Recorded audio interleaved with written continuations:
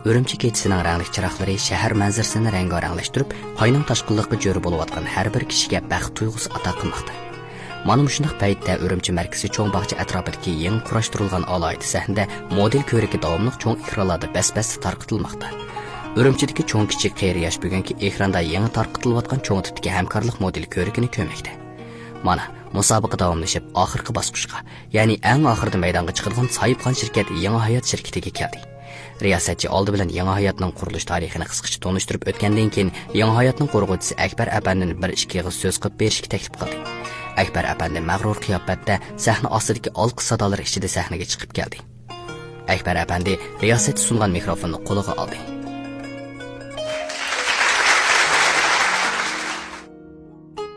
Hurmatli muhtaram mehmonlar, bugungi xayrli kechilikinglar shodlikqa to'lg'ay.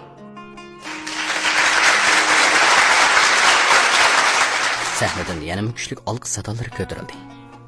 Men Yangi hayotga vakolatan bugungi model ko'rigimizga qatnashgan barcha aziz mehmonlarga va model ko'rigi qatnash sharafiga erishgan hamkorlik shirkatlarga bizni qo'llab uchur yetkazib, Aloq to'ri orqali shirkatimizning obrazini namoyon qilayotgan barliq muxbir do'stlarga va tarafdorlarga cheksiz rahmatimni bildiraman.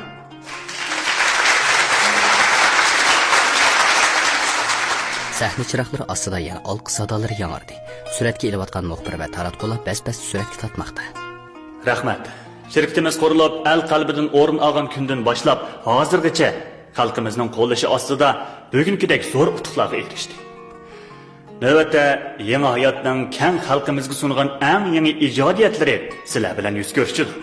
Hammalarning yoqtirishini umid qilaman. Ko'pchilik rahmat.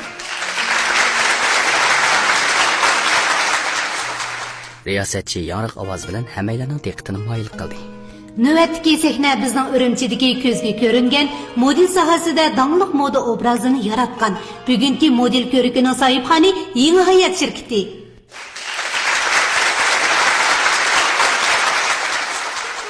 Sahna ostidan qiyoqas cho'qqan va olqi sadolari yana yangradi.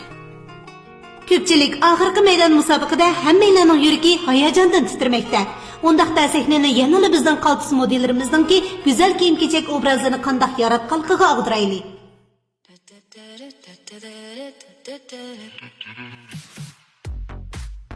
Orqada muzika qo'yilib parda yeyildida modellar bir-birlab sahnani aylanishga boshladi.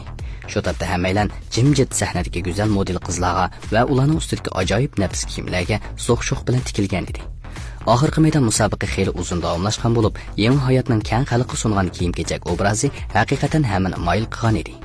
Har xil fasondagi moda kiyimlar sahnadan o'tkazilib bo'lishiga sahna chirig'i boshqacha o'zgarib, sahnaga oppoq kiyim orasidan to'lin oydek kulib turgan Obida chiqib keldi. Shu topda hammalarning ko'zi uning tikilgan edi. Uning ustidagi bu nafs kiyim badaniga qo'ymi yarashgan bo'lib, kishiga bir xil sehriy tuyg'u beradi. Obida mag'rur qiyofatda sahnani ikki aylandi. U ikkinchi qaytam sahnani aylanayotganda tuyuqsiz oyog'ining pashnisi sunib yerga yiqilib tushdi. Shu qadar nafs ko'rinishdan keyingi bu hodisa hammalarni beorom qilishga boshladi. Pastda turgan Obidaning do'stlari va dadasi Akbar apandi, opasi Zumrat xonim qizining bunday yiqilib tushgandan chiroylari tatirib ketishdi. Pastdagi mehmonlarning diqqati chechilib qo'lg'uli ko'paydi. Obida putini silab, "Asta, mushundaq vaqtda yiqilib tushganimni, endi barliq tirishchanligim yo'q chiqadigan bo'ldi." deb o'ylab turishiga sahna orqasidan oppoq kostyum kiygan, bayni oq otliq shahzodaning o'zli aks etgan bir yigit sahnaga mag'rur qadamlar bilan kirib keldi. Shuning bilan bir vaqtda pastdagi mehmonlarning diqqati uningga markazlashdi. Taratqular barliq jarayonlarni birma-bir suratga ilib atdi. Oq kiyimli yigit bir yerda o'tirgan Obidaning yoniga kelib, uningga qo'lini sundi. Obida tuyuqsiz paydo bo'lib qolgan bu yigitga qarab, "Dilyar" deb hayron bo'ldi. Dilyar uning ko'zini qisib qo'yib, uni asta ko'tarib sahnani bir aylanib chiqdi. Bu xil ko'rinishdan hammalarning tuyg'ulari g'idiqlanib, oq otliq shahzodaning hikoyasiga bu deyishib ketdi. Shunda qilib sahna yepildi. Hammalar oxirgi maydon musobaqadan rozi bo'lishgandek to'xtamay chavakchilab qo'l-qo'l qilishadi. Riyosatchi yana sahnada paydo bo'ldi. Hurmatli aziz mehmonlar, bugungi Urumchida o'tkazilgan hamkorlik asosida elib berilgan model ko'rik o'ngishli oyoqlashdi. Ishonmanki, bugun bu sahnada bor bo'lgan shundaqla ekran oldidagi ko'ruvchilarimiz bu qitimqi musobaqadan bekli hayajonlandi ham ilhom oldi deb o'ylayman. Oxirida bu qitimqi musobaqani uyushtirgan va hamkorlik planini tuzib, yangi loyihasi bilan kiyim-kechak sohasidagi haqiqiy obrazini yaratgan. Shundaqla yangi hayotga vakolatan sahnimizda namoyon bo'lgan, bugungi sahnimizning guli bo'lgan yosh talantli loyihaliguvchimiz Obidani sahnaga chiqib, bir-ikki iqil so'z qilib berishga taklif qilamiz.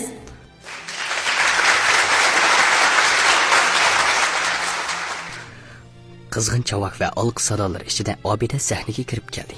U boyqi kiyimini almashtirgan bo'lib, amdiki qiyofati pishqan bir kasb egasiga va dongli loyihaliguvchining obraziga o'xshagan edi. Ko'pchilik, bugungi kechilikinglar xayrli bo'lsin. U ko'pchilikka egilib salom berdi. Hammalarning ko'zi Obidaga tikilgan edi. Akbar apandi bilan Zumrat xonim qizidan taxirlanib, sahna ostida mag'rur o'ltirishdi. Inson talay sinoqlar mushkulotlardan keyin boshqacha qaysar ham irodalik bo'lib sinaladi ekan. Ilgari men dadamning bir erkak qizi edim. Ayni chog'da menmo dadamga nisbatan faxrlanish tuyg'usi bo'lgan. Obida sus kulimsirdi. Pastki hammalar uning havas ham faxrlanish tuyg'usida qarshiydi. Bugungi kunga kelguncha talay ishlarni peshimdan o'tkazibdiman. Balkim ashu izgi sinoqlar mening bugungi muvaffaqiyatimning, shundaqla tashabbuskor qaysarona ruhimning ajr mevasi bo'lishi mumkin. Men yanala dadam Akbar apandiga ham opam Zumrat xonimga bu sahna orqali cho'nqur hurmatimni ham minnatdorligimni bildiraman. Pastdan yana olqish yog'irdi. Akbar apandi bilan Zumrat xonim qiziga qarab faxrlangandek kulib qo'ydi. Musobaqa oyoqlashib, riyosatchi musobaqada natijaga erishgan shirkatlarni baholab chiqdi. Orliqdagi vaqtda Obida sahna orqasiga o'tib Dilyar bilan paranglashdi. Bayi tuyuqsiz ayg'imning pashnasi sunib ketdi. Sizcha bu bir tasodifiylikmidi? Undaq emas, birsi qasddan oyoqning pashnasini sundirib, ondan odatdagi chaploq bilan chaplab qo'yibdi. Demak, birsi qasddan sizning ishingizni buzmoqchi bo'lgan. To'g'ri. Amsi u zodi kimdi? Men boya siz sahnaga chiqib ketganda xizmatchi xodimlarga zal ichi va sirtidagi barliq kuzatish apparatlarini biror gumonliq ahvol bormi yo'q tekshirib beqishni aytdim. Bugun sizga rahmat aytaman. Xalqliq paytda yana siz o'tirg'i chiqmagan bo'lsangiz, barliq tirishchanligim yo'q chiqqan bo'ladi. Sizni qo'g'dash mening sharpim. Bo'ldi. Hali yana sahnaga chiqaman. Bu yer sizga qoldi-ya? Obida aldirash kiyim almashtirdi. Sahnada musobaqada natijaga erishgan shirkatlarning tizimligi e'lon qilinish oldida turadi. Buningga Urumchidagi dongli arboblardan Urumchi televiziya stansiyasining boshlig'i, shundaqla bir necha dongli vakillar bog'lovchi bo'lib qatnashdi. Musobaqa natijasi e'lon qilinguncha sahnada xilma-xil paranglar ko'paydi. Dilyar kuzatish kameralarini tekshirib, hech qanday gumonliq odamni payqamadi. Obida kiyim almashtirib yetib, tuyuqsiz kiyim almashtirish uyidagi oyoq shkaviga tushib qolgan bir qo'lyog'liqni ko'rib qoldi. U asta berib qo'lyog'liqni qo'liga oldi. Bu qizil ranglik ustiga atirgul kashlangan qo'yog'liq bo'lib, bunda qo'yog'liq odatda mush yerdagi xizmatchi xodimlarga birdan tarqitilib berilgan edi. Oyoqning pashnasi ajrab ketish masalasini sirtdan birasi emas, balki bu yerdagi xizmatchi xodim qilgan o'xshamamdi. Bu oyoq ishkabida faqat menimning oyog'im bor edi. Qolgan modellarning o'rtaq ishlatadigan oyoq ishkabida bo'ladi. Bu yerga mendan boshqa birisi kirib oyoqni olgan. Obida qo'lyog'liqni ilib Dilyarning yiniq chiqdi. Dilyarmi Obidaning yiniq chiqishini saqlayotgan bo'lib, uni ko'rib qo'l ishorasi qildi. Obida Dilyarning yiniq kelib qo'ldagi qo'yog'liqni Dilyarga ko'rsatdi. Buningga qarang. Bu nima? Qo'lyog'liq ekan-ku. Bu qo'lyog'liqni oyoq ishkabimning yenidan tepib oldim. Bu qo'lyog'liq mush yerdagi xizmatchi xodimlarga ba. Boshqalarga taqtilmagan. Demakchi bo'g'ningiz oyoqning ishini mush yerdagi xizmatchilardan birisi qildi demoqchimisiz? Shundaq. Siz biror narsa bayqamadingizmi? Farzingiz to'g'ri bo'lishi mumkin. Kamera apparatlarida biror gumonliq odam yo'q. Faqat xizmatchilarning orlab paydo bo'lgan ko'rinishi bor ekan. Men izchil sahna orqasidan nazorat qilib ayrilmadim. Sizcha u odam qaysi vaqtda oyoqning pashnasini ajratib etgandi? Dilyar sal o'yinib peshonasiga birini urdi. To'g'ri, biz kashlik tomoq yegan vaqtda bu eng aplik vaqt. Xizmatchi xodimlar va mehmonlar tomoq yeyotgan chog'da u odam kirib mushunda pastga ishni qilgan gap. Biz misal bexudlik qildik. Hammasi mening savarligim. Bu nədimi sizning savarligingiz bo'lsin.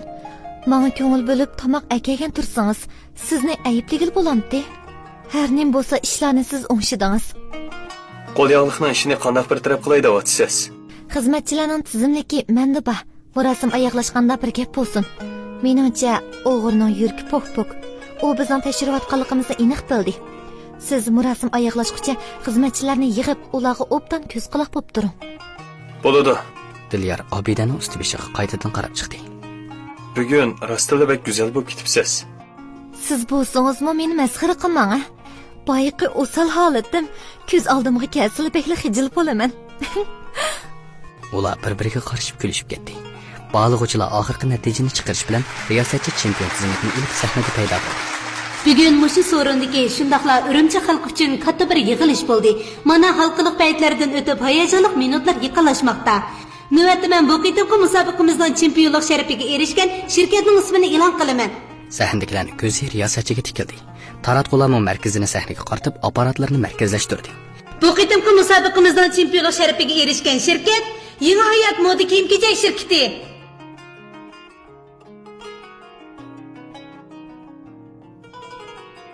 Sahnadan qizg'in olq sadolar yog'di. Endi yangi hayotning qurg'uvchisi Akbar apandini 2 yig'i so'z qilib berishga taklif etaylik. Akbar apandi ko'pchilikka qo'l planlatib sahnada hozir bo'ldi. Ko'pchilik, kashqinglar xayrli bo'lsin. Bugungi bu chempionlik yolg'iz yangi hayot qilib mansub emas. Balki musobaqaga qatnashgan barliq shirkatlarga mansub. Men shirkatimiz nomidan navbatdagi shirkatlarni tabriklayman. Shundaqla yuqori so'mliq mukofot bilan tortiqlayman. Akbar apandi ko'pchilikka qarab kulimsirdi. Vah, Akbar apandi haqiqatan ochiq yo'riq ham mard odamkan. U o'z chempionligini ko'pchilikka barobar qildi. Endi navbatdagi bir qancha shirkatlar maydonga chiqib mukofot buyumini qabul qilgan.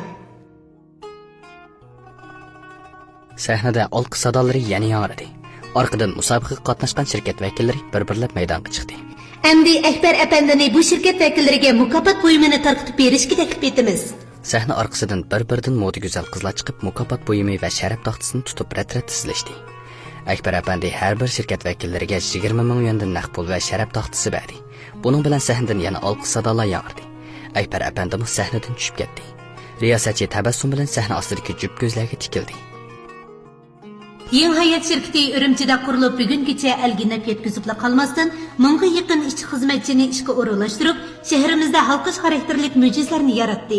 Bu qitimqi model ko'riki musobaqa xarakterli ko'rgazma bo'lib qolmasdan, balki Xinjiangdagi kiyim-kechak bozorida hamkorlik o'rnatib, Shanxaydagi shirkatlarga Xinjiangning tovar markasini tanitib, O'rta G'arbiy Osiyo bozorini ochadigan hal qilg'ish bosqich. Shunga yangi hayot shirkatining mushundaq mo'l huzurli faoliyatlarni uyushtirish orqali Xinjiangdagi davlat shirkatlar bilan hamkorlik o'rnatib, G'arbiy Osiyodagi bu go'har zaminda g'oyat zo'r yangilik yaratish va kiyim-kechak madaniyatini dunyoga tanitish maqsad qilingan. Shunga ko'pchilikning yangi hayot shirkatini qo'llashini va hamkorlashishini umid qilamiz. Navbatda bu turni yo'lga qo'yib Shanxay bozorini ochgan yangi hayot shirkatining yosh loyihalaguvchisi Obida Xonqizni ko'pchilikka bu haqda tushuncha berishga taklif etamiz. Pastdan yana olq sadolari yangrab sahna orqasidagi gul kabi xush chiroyi bilan Obida kulimsirab chiqdi. Ko'pchilikka rahmat. Yangi hayot shirkatimiz qurilgandan boshlab oldi bilan xalqimizning qo'lishiga erishib, bugungidek mo'l natijaga erishdik. Oldingi bir yilda Yangi hayot shirkati ishkir o'lkalardagi davlat shirkatlar bilan hamkorlashib, Xinjiang bozorini ichib, O'rta Osiyoga g'arb madaniyatining esil kiyim-kechaklarini tanitish edi. Mana bugun aşı yuksak planimizdan yarımini amalga oshirdik desakmi bo'ladi. Ishonamanki, biz Xinjiangdagi barliq kiyim-kechak shirkati bilan hamkorlik o'rnatsaqla, ko'zlagan nishonimizga yetish mushkul ish emas. Shunga ko'pchilikka uyushtirgan musobaqa model ko'rki bo'lib qolmasdan, balki o'zaro ittifoqlashib, Xinjiang kiyim-kechak madaniyatini dunyoga tonitishdagi eng muhim hal qilg'ish bosqich. Navbatda men hamkorlik shirkatlarining yangi hayotdagi imtiyozlari va foyda nisbatini so'zlab o'taman. Obida qo'lidagi materialni ilib so'zini davomlashtirdi. Har qaysi hamkorlik shirkatlar qonuniy yo'sinda shirkatimiz bilan hamkorlik to'xtami tuzildi. Shirkat har oyda topshirgan mol bilan ta'minlash vazifasini dal vaqtida bajardi. Shundaqla foyda nisbatimi o'rtaq teng nisbatda bo'linadi. Hamkorlashuvchi shirkatlarning Shanxaydagi muhim ko'rgazma ham muhim yig'inlarga qatnashish huquqi bo'ladi.